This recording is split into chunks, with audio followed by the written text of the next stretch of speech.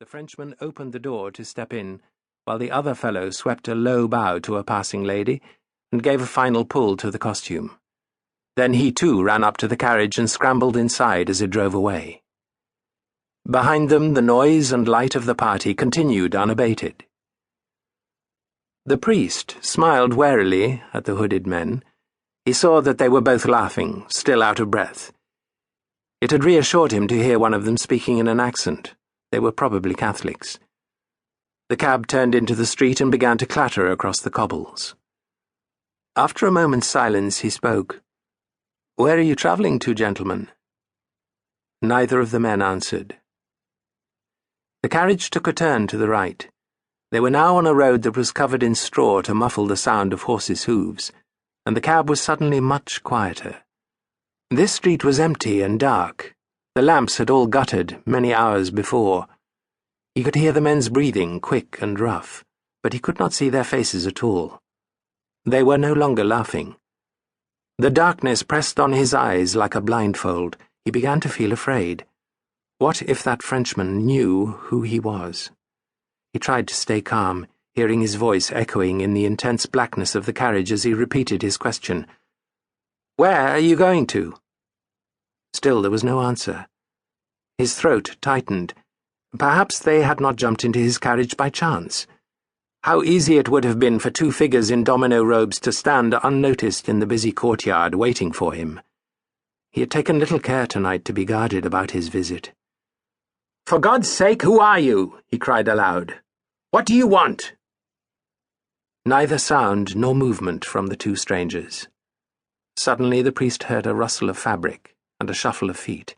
He shrank away, but felt the wall of the carriage against his back. He opened his mouth to call out when a hand came out of the darkness to silence him. He was struck violently onto the floor, and the back of his skull cracked against the seat. He felt a wave of dizziness. One of the men was upon him, pinning his body down. There was a rattling movement above as the other man closed the window shades. He knew that it was not necessary. Nobody would see them on this deserted street. The gesture made him feel that a shade had fallen down upon his life. He struggled free from the arm that stifled him. "You are too late," he cried. "Others already know." It was a gamble, the slimmest of chances. There was a fraction of a pause. "He lies," came a new voice at last. An English accent, well-bred. Before the priest could say more, he felt the cold edge of a steel blade pressed hard against his throat. He struggled to retain a sense of what was happening. Again he opened his mouth, but as he did so, he felt the prick of a knife going in like a needle. His throat felt suddenly loose, though a moment before it had been taut with fear, and his blood poured out as warm and soft as silk. He felt his skin and clothes become hot and sticky as it soaked into the fabric. The men remained silent, waiting while his life ebbed away. He could struggle no more. Already he was weak, his limbs heavy. Even now he could barely frame clear thoughts. His mind was dim. He tried to hold fast to life, but the blackness closed in. It was over. Chapter 1. In tasks so bold can little men engage. The worst of country life was that the houses were always cold. Alexander sat as close to the fire as he could manage without blocking his parents' access to its modest heat.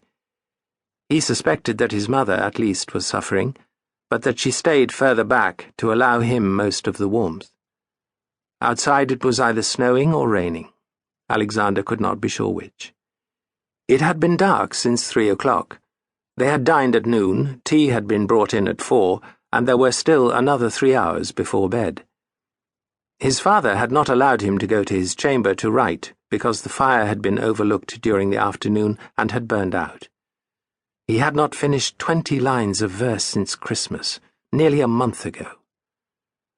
The Georgics was open on his lap, and he had been reading the same poem for 2 hours. Virgil was all very well when Alexander was feeling that he, too, might write a poem as good as the Aeneid. But tonight Virgil's youthful verses reproached him. "Will it always be like this if I..."